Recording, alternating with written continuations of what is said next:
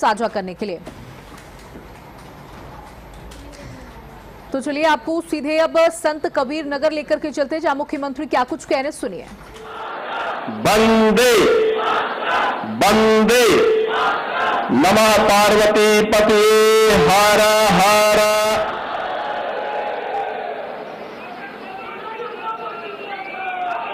खलीलाबाद एवं मैदावल विधानसभा क्षेत्र के सैकड़ों करोड़ रुपए की परियोजनाओं के लोकार्पण और शिलान्यास के लिए आयोजित आज के इस कार्यक्रम में समारोह में उपस्थित प्रभारी मंत्री संत कबीर नगर श्रीमती विजय लक्ष्मी गौतम जी, हमारे माननीय विधायक लोकप्रिय विधायक खलीलाबाद शंकुराज तिवारी जी, लोकप्रिय विधायक मैदावल सैनिक त्रिपाठी जी, लोकप्रिय विधायक धनघटा श्री गणेश चंद चौहान जी, विधान परिषद सदस्य संतोष सिंह जी, विधान परिषद सदस्य श्री सुभाष यदुवंशी, जिला पंचायत के प्रशासक श्री बलराम यादव जी, पूर्व सांसद श्री अष्टभुजा प्रसाद शुक्ला जी, पूर्व सांसद श्री मुजीत मिश्रा जी, पूर्व सांसद श्री प्रवीण निषाद जी, भारतीय जनता पार्टी की जिलाध्यक्ष श्रीमती नीतू सिंह जी, पूर्व विधायक श्री राकेश सिंह बघेल जी, पूर्व विधायक श्री दिग्विजय नारायण चतुर्वेदी जी, जिला प्रभारी अजय कुमार गौतम जी, पूर्व जिलाध्यक्ष श्री दुर्गा प्रसाद राय जी, श्याम करण सिंह जी, बद्री प्रसाद यादव जी, शेख भान राय जी, रामललित चौधरी जी, जगदम्बा प्रसाद श्रीवास्तव जी, मंच पर उपस्थित भारतीय जनता पार्टी के हमारे सभी पदाधिकारीगण, सहयोगी दलों के भी हमारे सभी पदाधिकारीगण, भारी संख्या में उपस्थित जनपद संत कबीर नगर के मैदावल और खलीलाबाद विधानसभा क्षेत्र से जुड़े हुए सभी उपस्थित बहनों और भाइयों,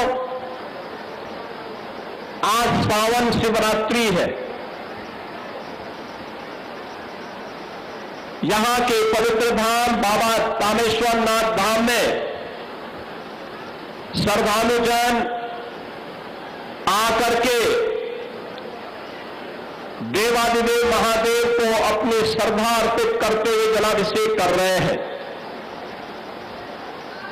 बाबा तामेश्वर नाथ धाम की इस पावन धरा को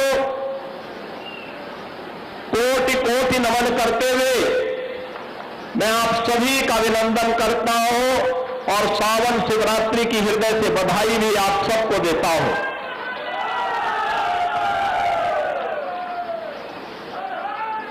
प्रदेश के सभी शिवालयों में भारी भीड़ है, लाखों की संख्या में श्रद्धालु आकर के देवादिदेव महादेव के प्रति अपनी श्रद्धा और भक्ति का परिचय दे रहे हैं। पश्चिमी उत्तर प्रदेश में बाबा ओगड़नाथ, मेरठ में बाबा दुग्धेश्वर नाथ मंदिर, गाजियाबाद में पुरा महादेव मंदिर, बागपत में, काशी में काशी विश्वनाथ धाम और मार्कंडे महादेव के मंदिर में लाखों की संख्या में श्रद्धालु आकर के देर रात्रि से ही जलाभिषेक कर रहे हैं। और ये आपका सौभाग्य है कि जनपद संत कबीर नगर में बाबा तामेश्वर नाथ का पवित्र धाम है। मैं बाबा के चरणों में नमन करते हुए सावन शिवरात्रि की हृदय से बधाई आप सबको देता हूं। बहनों और भाइयों, जनपद का नाम मध्यकालीन निर्गुण धारा के एक प्रखर संत कबीर दास जी के नाम पर है। याद करिए, उन्होंने पाखंड के खिलाफ, जाति पाति के भेद को चौड़ा करने वालों पर कड़ा प्रहार किया था। समाज को बांटने वाले लोगों से उन्होंने सावधान किया था। और यही कारण है, सैकड़ों वर्षों के बाद भी संत कबीर दास जी की ये वाणियां आज भी समाज का मार्गदर्शन कर रही है। संत कबीर दास जी उस पाखंड के खिलाफ लड़ने के लिए इसीलिए मगहर में आए थे।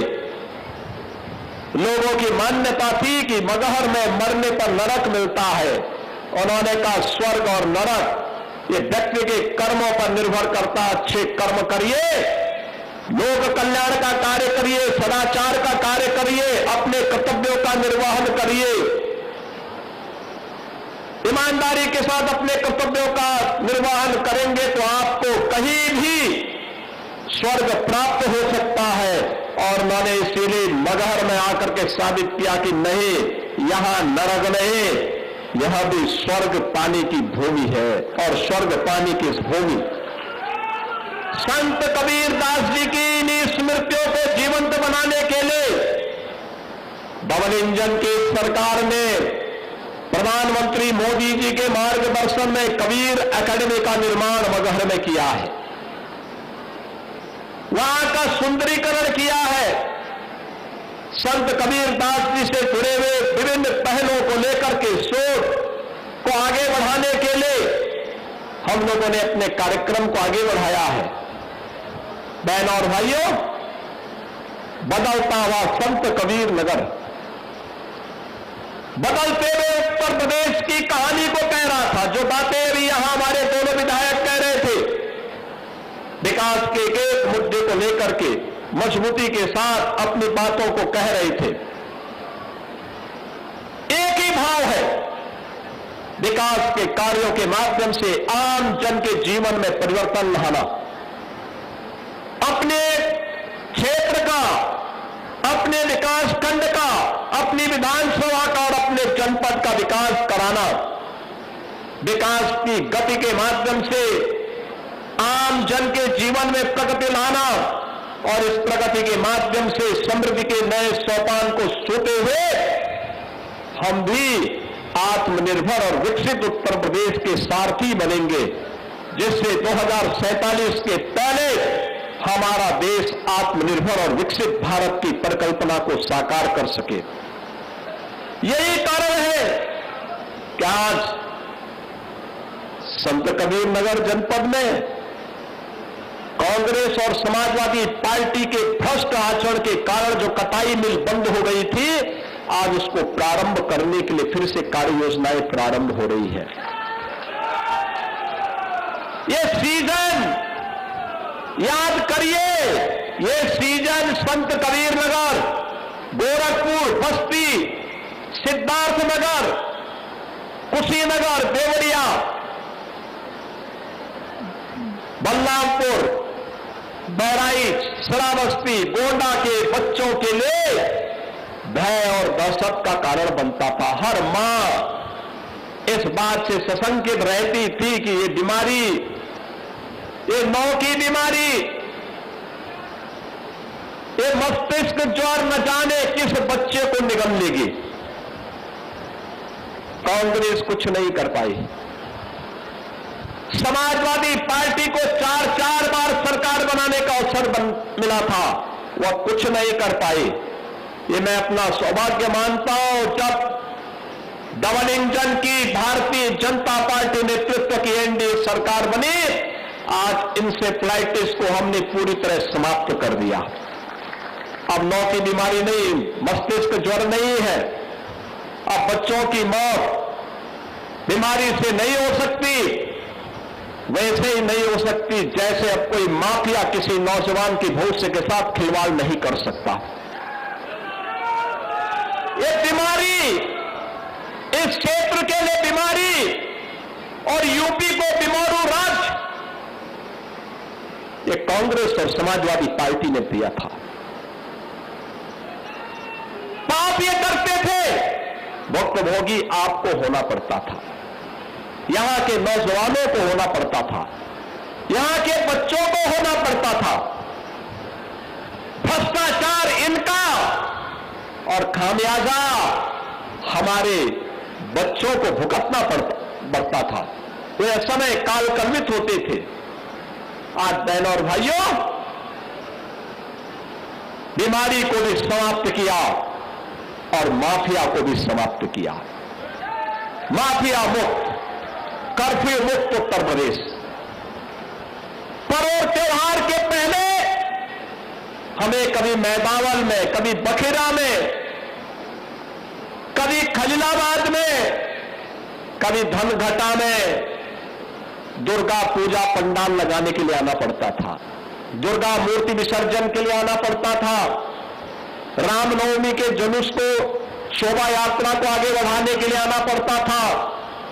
अब मैं कह सकता हूं, मैं लखनऊ से ही देख सकता हूं कि आपकी शोभा यात्रा और आपका मूर्ति का पंडाल सुरक्षित है, कोई भय नहीं, कोई भय नहीं। अब राह चलते हुए किसी बेटी को कोई गुंडा छेड़ नहीं सकता है। ईमानदारी के साथ व्यापार करने वाले किसी व्यापारी के साथ कोई जबरदस्ती नहीं कर सकता है। उसे मालूम है बेटी के साथ छेड़खानी की और व्यापारी के व्यवसाय में अनावश्यक हस्तक्षेप करके लूटमाट करने का प्रयास किया तो खामियाजा एक ही होगा, या तो जेल जाना पड़ेगा या जहन्नुम की यात्रा के लिए तैयार रहना पड़ेगा। बहनों और भाइयों, जब इस दृढ़ इच्छा शक्ति के साथ कार्य होता है तब परिणाम आते हैं। पहले आज जब हम रामेश्वरनाथ धाम की बात करते हैं, कॉरिडोर बनाने की बात करते हैं, तो बहनों और भाइयों, ये धाम में कॉरिडोर बनाने की बात इसलिए हो पा रही है क्योंकि हमारे पास पैसा है। हमारी भगवान शिव के प्रति, देवादिदेव महादेव के प्रति हमारी आस्था है। भारत की विरासत का हम सम्मान करना चाहते हैं। इससे पहले पैसा था, लेकिन यही पैसा कब्रिस्तान की बाउंड्री वाल के नाम पे खर्च हो जाता था। ये पैसा कहीं पे संत कबीर एकेडमी के लिए नहीं खर्च होता था। संत कबीर तो निर्गुण धारा के थे, उन्होंने जितना मुस्लिम कट्टरपन के खिलाफ कहा उतना ही हिंदू कट्टरपन के खिलाफ भी कहा, लेकिन हिंदू ने उन्हें पूजा है और मुसलमान दूर से भी नहीं छूना चाहता है। यही अंतर है, यही अंतर है। आज संत कबीरदास जी के नाम पर एकेडमी बनती है, ऑडिटोरियम बनता है और साथ साथ बाबा तामेश्वरनाथ धाम के कॉरिडोर के निर्माण के लिए भी हम कार्य कर रहे हैं। मैंने तो कहा है तामेश्वरनाथ धाम के लिए जितने लोग वहां बसे हुए हैं उनको हम मुआवजा देंगे, बसाने की व्यवस्था करेंगे। वे लोग सहयोग करेंगे तो आने वाले कई 100 वर्षों के लिए, आने वाली पीढ़ी के लिए एक उत्तम धाम का निर्माण हो जाएगा। पैसे की कमी नहीं, पैसा हम दे देंगे, वे सहयोग तो करें। बैजूनाथ धाम का मंदिर बीच में क्षतिग्रस्त हुआ था। हमने धर्मार्थ कार्य विभाग को कहा है जल्दी से उसका प्रस्ताव मंगाओ, वहां पे भी कोई कार्य होना चाहिए, बैजूनाथ धाम में भी होना चाहिए काम। बहनों और भाइयों, आपकी आस्था को सम्मान देने वाली सरकार होगी तो ही विकास करा पाएगी। जिनके मन में आपकी आस्था के प्रति सम्मान का भाव नहीं, वे विकास भी नहीं करा सकते। वे छात्रों की छात्रवृत्ति को हड़प जाते थे, विकास के कार्यों को लूट मचा देते थे, नौजवान की नौकरी में लूट मचती थी, किसानों के लिए आने वाली योजनाओं में भी व्यापक भ्रष्टाचार था। आप सोचो, कोई ये कल्पना कर सकता है? पूछना चाहिए कांग्रेस और समाजवादी पार्टी से, एक बात पूछनी चाहिए। अकेले संत कबीर नगर की जब मैं बात करता हूं तो बहनों और भाइयों, प्रधानमंत्री आवास योजना में ग्रामीण और शहरी को मिलाकर के अगर संत कबीर नगर में हम देखेंगे 95,000 परिवारों को एक एक आवास मिला है। 95,000 परिवारों को 3.5 लाख गरीबों के घर में शौचालय बना है पिछले 9 वर्ष के अंदर।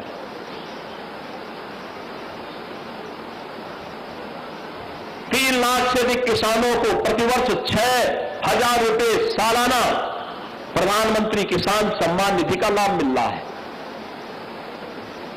वृद्धजनों को वृद्धावस्था पेंशन, दिव्यांगजनों को दिव्यांगजन पेंशन, निराश्रित महिलाओं को निराश्रित महिला पेंशन का लाभ मिल रहा है। प्रदेश भर में हम 1 करोड़ 10 लाख परिवारों को सुविधा दे रहे हैं। मातृवंदना योजना के अंतर्गत भी ये सुविधा प्राप्त हो रही है। बहनों और भाइयों, कार्य करने की इच्छा शक्ति होनी चाहिए। आज जो ये सड़कें बन रही है, ये जो बाईपास बन रहे हैं, ये जो बस स्टेशन बन रहे हैं, बहराइच से लेकर के बांसी होते हुए खल्लाबाद तक जो रेलवे लाइन बन रही है, ये रेलवे लाइन ये विकास का आधार है, विकास का। ये विकास करेगी, बेहतर कनेक्टिविटी देगी। और हम लोगों ने तय किया है लैंड बैंक जैसे ही यहां का तैयार होगा तो हम लोग संत कबीर नगर में भी एक विकास प्राधिकरण के गठन की कार्रवाई को आगे बढ़ाएंगे। विकास प्राधिकरण का कार्यक्रम, ढेर सारे कार्यक्रम आगे बढ़ेंगे। हम 1 डिस्ट्रिक्ट 1 मेडिकल कॉलेज की तरफ भी बढ़ रहे हैं। ये इसलिए क्योंकि आज की आवश्यकता है। आज सड़कें अच्छी हैं। पहले क्या था? 17 के पहले बाढ़ से, बीमारी से, दंगा और कर्फ्यू से, आतंकवाद हो रहे प्रहार से, गुंडागर्दी से, गरीबों की जमीनों पर हो रहे कब्जे के कारण आम जन त्रस्त रहता था। गरीब को राशन नहीं मिलता था, शासन की सुविधा का लाभ नहीं मिलता था। आज तो बिना भेदभाव के सब योजनाओं का लाभ मिल रहा है। जिन 95,000 गरीबों को मकान की सुविधा मिली है, आवास की सुविधा का लाभ मिला है, बहनों और भाइयों, उन्होंने कभी सोचा भी नहीं होगा कि बिना किसी सिफारिश के मकान मिल पाएगा। जिन 3.5 लाख परिवारों के घर में शौचालय बना है, उन्होंने कभी सोचा भी नहीं होगा। लेकिन ये डबल इंजन की सरकार है, मोदी जी का मार्गदर्शन और नेतृत्व है, युवा के लिए नौकरी है, रोजगार भी है। आज जो एक कांग्रेस और समाजवादी पार्टी प्रोपेगेंडा कर रही है, मैं इनसे पूछना चाहता हूं, इन्होंने क्या किया था? बीमारी से मौतें होती थी, गरीब का बच्चा मरता था, ये मौन रहते थे, मौन रहते थे। इनके कानों में जू नहीं रेंगता था, कभी उस गरीब के साथ खड़े नहीं होते थे। आज तो गोरखपुर में ब्याड़ी मेडिकल कॉलेज भी स्वस्थ है, सुपर स्पेशलिटी की सुविधा भी है, एम्स बन गया है। और एम्स बनने के साथ साथ जहां पहले केवल गोरखपुर में मेडिकल कॉलेज था, आज गोरखपुर में मेडिकल कॉलेज है ही, एम्स बन गया। कुशीनगर में मेडिकल कॉलेज, देवरिया में मेडिकल कॉलेज, महाराजगंज में मेडिकल कॉलेज, सिद्धार्थनगर में मेडिकल कॉलेज, बस्ती में मेडिकल कॉलेज, बलरामपुर में मेडिकल कॉलेज, बहराइच में मेडिकल कॉलेज, गोंडा में मेडिकल कॉलेज, सुल्तानपुर में मेडिकल कॉलेज, प्रतापगढ़ में मेडिकल कॉलेज, रायबरेली में मेडिकल कॉलेज। बहनों और भाइयों, अमेठी में मेडिकल कॉलेज, अंबेडकर नगर में मेडिकल कॉलेज, अयोध्या में मेडिकल कॉलेज, जौनपुर में मेडिकल कॉलेज, गाजीपुर में, चंदौली में, सोनभद्र में, मिर्जापुर में। यानी मेडिकल कॉलेजेस की एक लंबी श्रृंखला खड़ी हो गई है, लंबी श्रृंखला खड़ी हो गई है। सरकार की इच्छा शक्ति होनी चाहिए, नीति नियति साफ होनी चाहिए, और नीति बन जाती है तो निर्माण भी हो जाता है, और ये निर्माण उसी शुद्ध नियत के साथ किए गए प्रयास का परिणाम है। आज यहां पे मेडिकल कॉलेज का निर्माण हो गया है। बच्चे, यहां के बच्चे यही पढ़ रहे हैं, नहीं तो गरीब का बच्चा कहां जाएगा। यहां का युवा ऊर्जावान है, प्रतिभाशाली है, उसको मंच नहीं मिला तो प्लान करता था। आज खंडाबाद के बगल में गोरखपुर का औद्योगिक शहर बसा हुआ है, गीड़ा बसा हुआ है। 50,000 से अधिक नौजवानों को केवल 9 वर्ष में यहां पर रोजगार मिला है, नौकरी मिली है। इसमें आपके संत कबीर नगर के नौजवान भी वहां पर रोजगार प्राप्त किए हैं। बहनों और भाइयों, ये जो सड़कें हैं, सड़क मात्र नहीं है, ये आपकी गति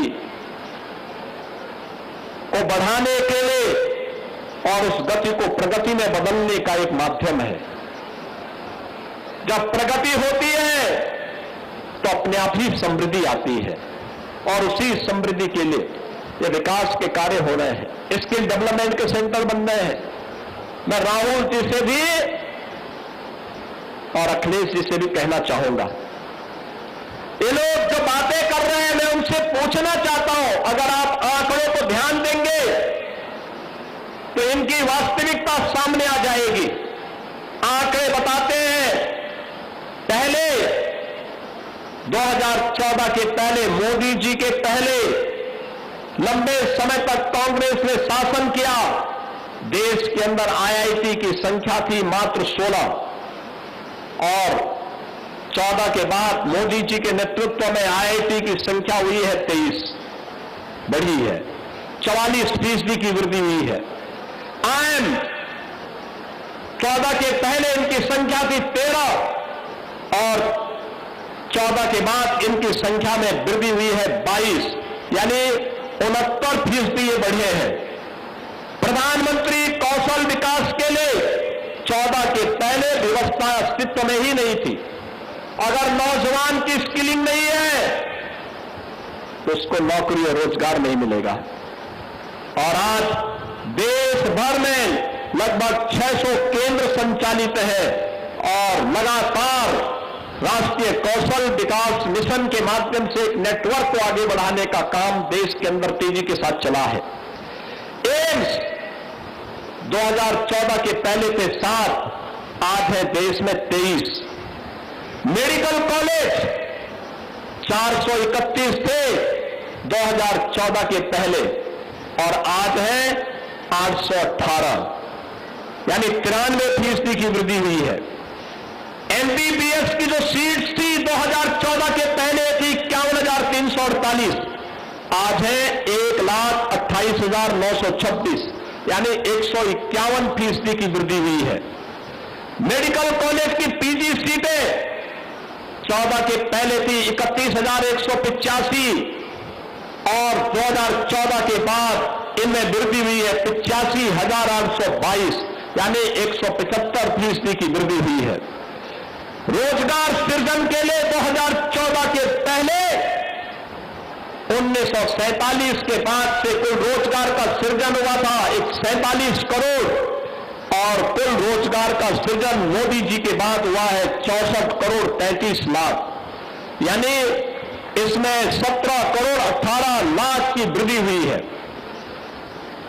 स्टार्टअप की संख्या 500 से कम थी 14 के पहले, आज 2,23,000 से भी स्टार्टअप है देश के अंदर, और देश के अंदर एक नया इकोसिस्टम स्टार्टअप का तैयार हुआ है।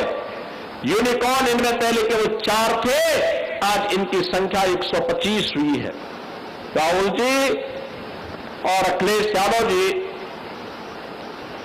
आप पता नहीं पढ़े लिखे हैं या नहीं है, आपके वक्तव्य, आप लोगों के द्वारा कही जाने वाली बातें कभी कभी हास्यास्पद होती है, आप लोगों को कटघरे में खड़ा कर देती है। लेकिन मैं आपसे कहना चाहता हूं, एम्प्लॉयमेंट के लिए स्किलिंग चाहिए। आज के नौजवान की जो हमारे पास डेमोग्राफिक डिविडेंड के रूप में 56 से 60% युवा जनशक्ति है, इसकी स्किलिंग के लिए कार्य किए जाने की आवश्यकता थी, जो डबल इंजन की भाजपा की सरकार ने आगे बढ़ाया है। उसकी स्किलिंग हो रही है, उसके लिए एम्प्लॉयमेंट की व्यवस्था हो रही है, स्टार्टअप का एक इकोसिस्टम तैयार किया गया है।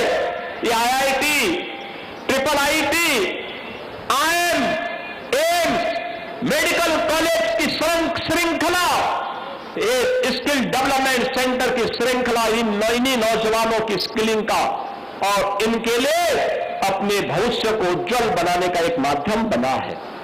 आपके समय में मेडिकल कॉलेज नहीं थे, आप लोगों ने मेडिकल कॉलेज बनाने में रुचि भी नहीं ली, तो बच्चा लेता एडमिशन कहां लेता?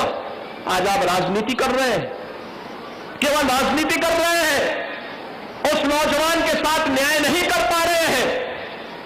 आपके समय में उस नौजवान की नौकरी में डकैती पड़ती थी, उस नौजवान के साथ अन्याय होता था। आज बहनों और भाइयों, हम लोगों ने तय कर रखा है, अगर नौजवान के भविष्य के साथ किसी व्यक्ति या संस्था ने खिलवाड़ किया तो उसकी पूरी संपत्ति जब्त कर लेंगे और खिलवाड़ करने वाले को आजीवन कारावास की सजा भी करवा देंगे। बहनों और भाइयों, जीरो टॉलरेंस की नीति के तहत सरकार कार्य कर रही है और जीरो टॉलरेंस इन क्षेत्रों में भी देखने को मिलेगा। मैं आज के इस अवसर पर जब यहां पे इन दोनों विधानसभा क्षेत्र से जुड़े हुए 617 करोड़ रुपए की इन परियोजनाओं के बारे में, जिसके बारे में हमारे दोनों माननीय विधायकों ने यहां पे विस्तार से कहा है, सड़क भी बनी है, पेयजल की व्यवस्था भी हुई है, आईटीआई भी बने हैं, हॉस्पिटल भी बने हैं, अन्य तमाम कार्य यहां के जो आवश्यक थे उन सभी कार्यों का यहां पे शिलान्यास और लोकार्पण का कार्यक्रम संपन्न हो रहा है। बहनों और भाइयों, विकास तब होता है जब विकास कार्य करने की में रुचि लेने वाले जनप्रतिनिधि हो। आपने रुचि लेने के लिए डबल इंजन की इस सरकार को चुना है। मैं आपको आश्वस्त करता हूं, संत कबीर नगर तो हमारे लिए आंगन जैसा है। जब मर्जी तब हम लोग आ सकते थे, पहले भी आते थे। बखिरा में, अगल बगल के क्षेत्र में हम लोग लगातार आते थे। कितना समय लगता था मुझे, तब भी गोरखपुर से आने में 45 मिनट का समय लगता था। अब तो अच्छी सड़कें हो गई और आसानी से हम आ सकते हैं। विकास के कार्यों में कमी नहीं आने दी जाएगी। आप डबल इंजन सरकार को अपना आशीर्वाद बनाते रहिए, लगातार देते रहिए। विकास और विरासत का अभियान आगे बढ़ेगा। प्रधानमंत्री मोदी जी के विजन को जमीनी धरातल पर उतारने का कार्य करेंगे। इस विश्वास के साथ 617 करोड़ रुपए की परियोजनाओं के लिए मैं आपको बधाई देता हूं। आज पावन शिवरात्रि के अवसर पर देवादिदेव महादेव भगवान कामेश्वर नाथ से आप सबके उज्जवल में भविष्य की खुशहाली की कामना करते हुए अपनी वाणी को विराम देता हूं। धन्यवाद। जय हिंद, जय जय श्री राम।